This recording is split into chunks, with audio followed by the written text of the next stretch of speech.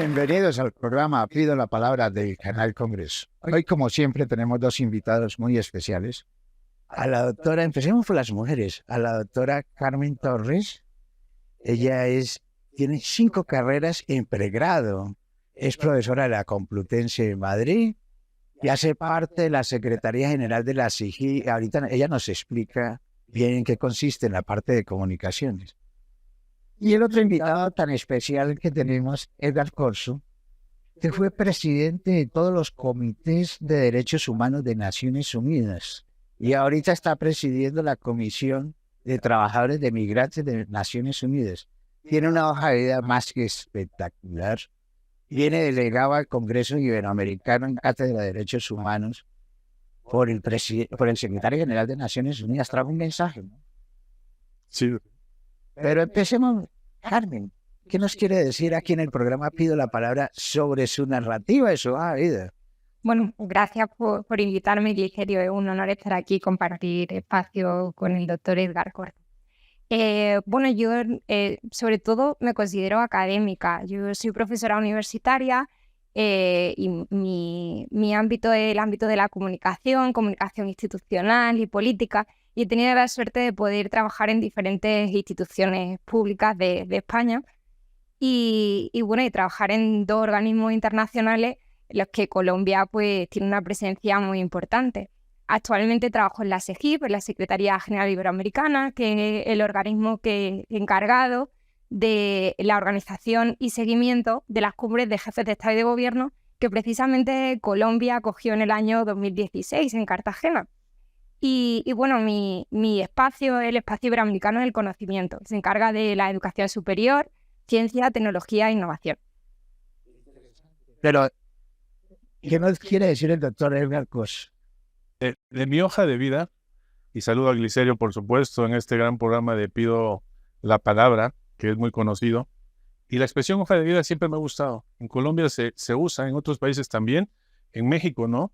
Soy mexicano, pero dice mucho. Es mi vida, la pones en una hoja y es muy... se señala lo que uno tiene que decir. Y mi vida, pues, no ha sido muy excepcional. Soy mexicano, como dije, egresado de la Universidad Nacional Autónoma de México. Mi universidad me apoyó, y lo sigo agradeciendo, para hacer estudios de maestría en la Universidad de París-Sorbona y de doctorado en la Universidad Autónoma de Madrid. Después de eso he incursionado en algunas instituciones públicas como la Suprema Corte de Justicia de la Nación y la Comisión Nacional de los Derechos Humanos. Mi vida es académica principalmente, estoy en el Instituto de Investigaciones Jurídicas y hace 4 años ingresé al Sistema Universal de Protección de Derechos Humanos, siendo integrante del Comité de Trabajadores Migratorios y sus familiares, después presidente de este comité, que lo sigo siendo, pero acabo de dejar el cargo hace un par de meses de presidente de las 10 presidencias de los comités de derechos humanos. O sea que mi expertise tiene que ver con derechos humanos. Doctora Carmen Torres, ¿qué hace esta SEGIP, Secretaría Iberoamericana? ¿En qué consiste, mejor dicho? Para explicarle a los colombianos, porque eso no lo sabemos. La Secretaría General Iberoamericana es un organismo internacional de carácter intergubernamental en la que forman parte los 23 países de la región, los países de Latinoamérica y en el otro lado del Atlántico, del océano, Andorra, Portugal y España. Y es un organismo iberoamericano que tiene la característica también que es bilingüe. Las 2 lenguas oficiales son portugués y español. Es un organismo que nació en el año 2005, pero las cumbres iberoamericanas tienen ya más de 30 años. Es el organismo que se crea para dar seguimiento a estas cumbres iberoamericanas. Y su organización, su estructura, se estructura en 3 espacios, que son 3 espacios que los jefes de Estado y de Gobierno decidieron que eran prioritarios para todos los ciudadanos iberoamericanos, que son el Espacio Iberoamericano del Conocimiento, Educación Superior, Ciencia, Tecnología y Innovación, el Espacio de Cohesión Social y el Espacio de Cultura. Además de otros muchos espacios que no se llaman espacios, sino que se llaman áreas prioritarias de la cooperación, como son género o innovación ciudadana o el área económica. Las cumbres son el resultado de un trabajo de 2 años. Las cumbres se celebran cada 2 años y la declaración de la cumbre, la declaración que se emana de la cumbre y que firman los jefes de Estado, es el resultado de 2 años en los que los ministros y altas autoridades de la región se reúnen, los ministros de cada área, se reúnen para decidir en su espacio qué creen que es prioritario y por lo que tiene que haber una apuesta común a nivel político. Bueno, doctor Corso, ¿en qué consisten todos los comités de derechos humanos de Naciones Unidas que usted lo presidió? Sí, para entenderlo en términos genéricos, Glicerio. Nosotros tuvimos después del Holocausto en 1948 la Declaración Universal de los Derechos Humanos. Fue un instrumento que unió a todas las preocupaciones y dijimos nunca más y hay que proteger los derechos humanos. A partir de ahí se han estado expidiendo instrumentos internacionales en materia de derechos humanos más especializados. Tuvimos los 2 famosos pactos, el Pacto Internacional de Derechos Civiles y Políticos y el Pacto Internacional de Derechos Económicos, Sociales y Culturales, y luego junto con ese vinieron 8 instrumentos más de protección de derechos humanos. El que a mí, con el que yo tengo relación, es la Convención Internacional para la Protección de todos los derechos de los trabajadores migratorios y sus familiares. Es un instrumento de los años 90. ¿Sí? Entonces, ¿qué es lo que significa? Pues que hay 10 convenios principalmente en materia de derechos humanos y quienes le dan seguimiento, monitoreo a las obligaciones internacionales que están ahí puestas son los comités. Entonces, si hay 10 instrumentos internacionales, hay 10 comités y mi comité es uno. Sí, a ver si no me falla la memoria. Tenemos los 2 pactos, o sea, ya los acabo de enunciar. Tenemos discriminación racial, que incluso fue antes de los 2 pactos. Estamos hablando de los años 60. ¿Sí? Después tenemos Convención de Derechos del Niño, tenemos contra la discriminación de la mujer, tenemos niñez, tenemos discapacidad, tenemos tortura, tenemos prevención de la tortura y tenemos migración. Esos son los 10 comités de derechos humanos que monitorean las obligaciones de 10 tratados internacionales. Usted estuvo aquí en el Congreso Iberoamericano en Cátedra de Derechos Humanos. ¿Cómo les fue? Bueno, ha sido un congreso muy interesante en el que hemos compartido pues, un diálogo y un debate de personas de diferentes ramas de conocimiento. Había pedagogos, juristas, comunicólogos, pero además lo más interesante es que ha sido muy transversal. Ha habido académicos, pero ha habido instituciones presentes, autoridades presentes, y yo creo que esos espacios de diálogo tan transversal pues tienen como resultado cosas muy interesantes. Yo creo que la exposición del doctor Edgar Corzo ha sido maravillosa y me gustaría que pudiera plantear algunos mensajes. Hay una crisis en estos momentos y sobre todo en Colombia y el tránsito que hay de Colombia a Panamá por el tapón del Darién de la gente que quiere llegar a los Estados Unidos. Usted que conoce el tema universalmente, explíquenos. Sí, con gusto, Glicerio. Debemos de tomar en cuenta que el fenómeno migratorio pues llegó para quedarse como muchos grandes temas y lo que sí debemos de reconocer que se ha estado incrementando. El último incremento tiene mucha relación con el cambio climático. Entonces las personas se mueven no por su deseo, sino obligadamente a estar cambiando de lugares. Entonces, si eso al cambio climático le agregamos pobreza, si le agregamos violencia, si le agregamos desastres naturales, si le agregamos conflictos internos en el país, es obvio que tenemos a millones de personas que están en migración. El punto neurálgico, y eso me quiero referir, ya que lo preguntó Glicerio, es cuando se llega a la frontera. Nosotros sabemos en el sistema universal, en Naciones Unidas, que cada país es soberano, tiene una jurisdicción, tiene un territorio, y él puede establecer la política migratoria que mejor convenga. Nosotros siempre hemos dicho que esa política migratoria tiene que ser respetuosa de derechos humanos. Pero hay ocasiones, eso sí tenemos que señalarlo, en donde esas fronteras se vuelven en una zona de riesgo.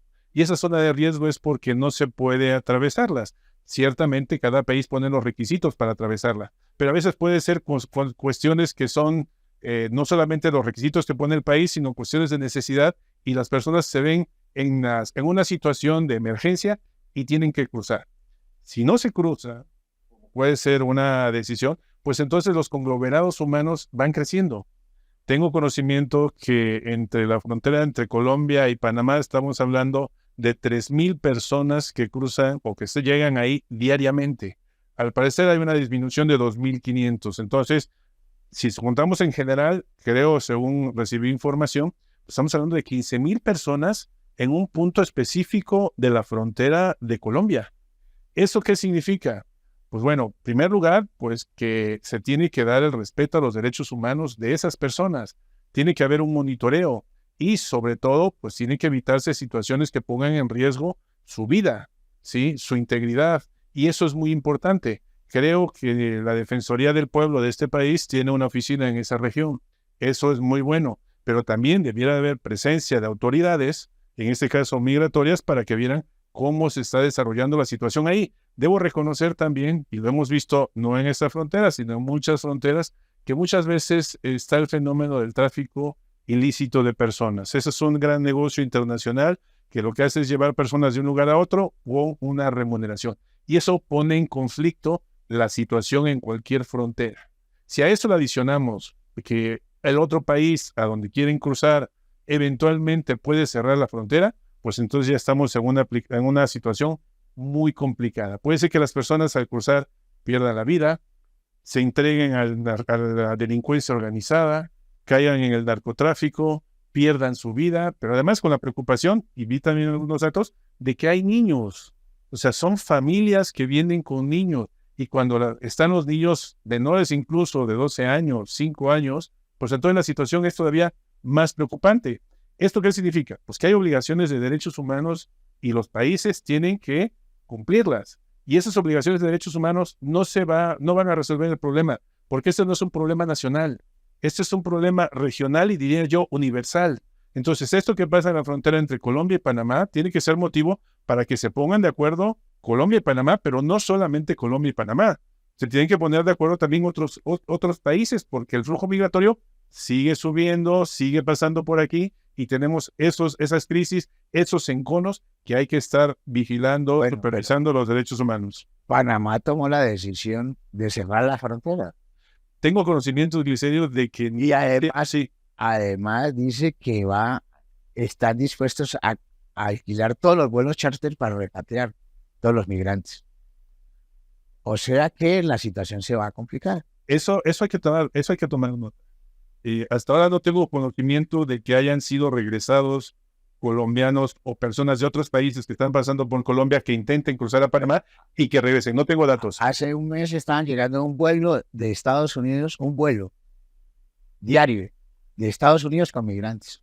Bueno, pero de Estados Unidos. Estamos hablando ahorita nada más en la frontera de Colombia con Panamá. Panamá anunció hace 3 días que iba a cerrar la frontera y iba a repatriar. Bueno, no tengo conocimiento, pero si eso sucediera, Glicerio... Acordémonos que Panamá está en proceso electoral, ¿no? Y eso incide mucho. Puede haber muchas circunstancias, pero si eso sucediera, Glicerio, aquí tenemos que nuevamente insistir en el cumplimiento de derechos humanos. Una vez que una persona cruza la frontera, tiene derecho a que por lo menos se le examine, se le determine individualmente su situación, porque debe ser una persona que va enferma o que tiene peligro de amenaza de muerte o cualquier situación. Entonces, está prohibido en derecho internacional el regresarlas de golpe. Por eso hay un principio del no regreso, como también hay un principio que no puedes expulsar colectivamente o arbitrariamente a las personas que cruzan una frontera. Y además, hay unos principios y directrices de derechos humanos que emitió Naciones Unidas en zonas fronterizas que te dice y te guía para que se haga el respeto y el monitoreo de derechos humanos en las fronteras.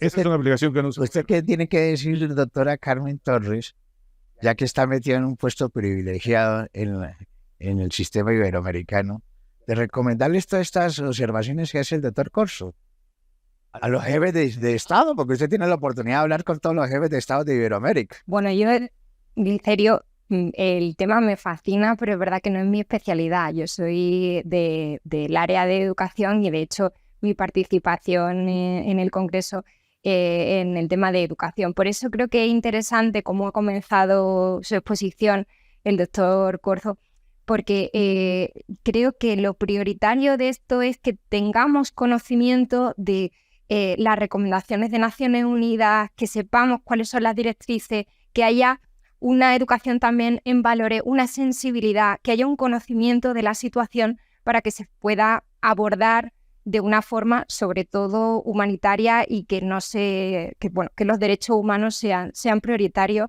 en este tema tan complejo del que yo no me atrevo a opinar abiertamente, pero que estoy convencida, no, soy muy consciente que es una preocupación de toda la región, no solo de unos países, sino de toda la región, y yo creo que a nivel planetario. Doctora Carmen, ¿qué mensaje le podemos dar a los colombianos de la Secretaría de la SEGIP? De la Secretaría General Iberoamericana.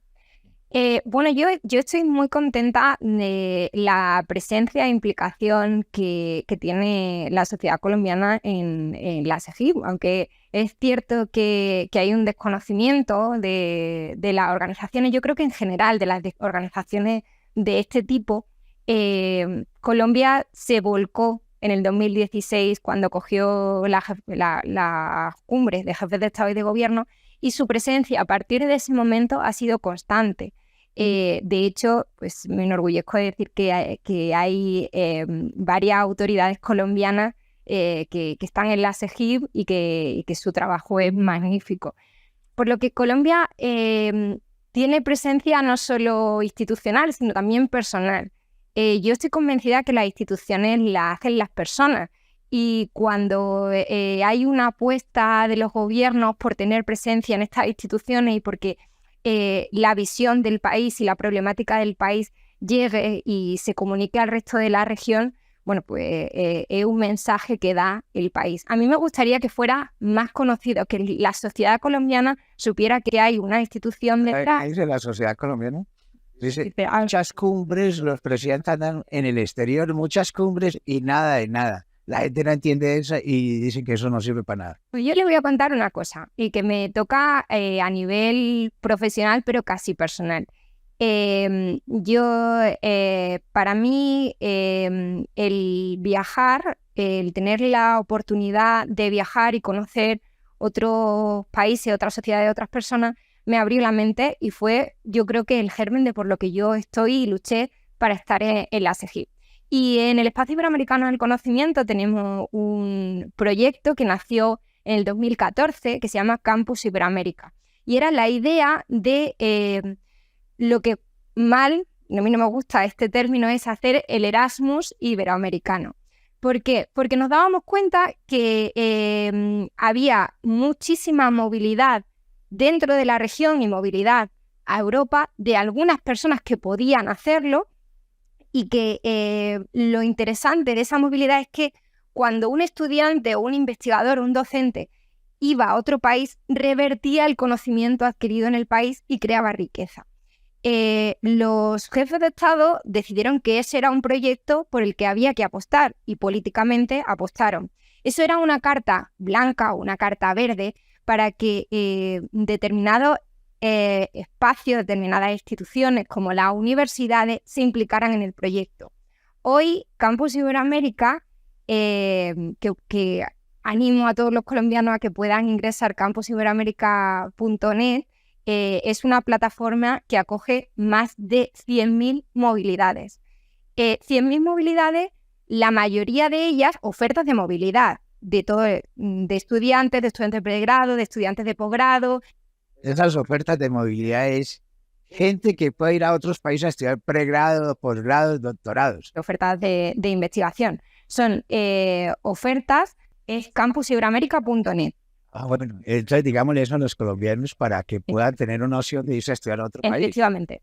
Y Colombia también oferta, diferentes universidades de Colombia ofertan sus movilidades propias.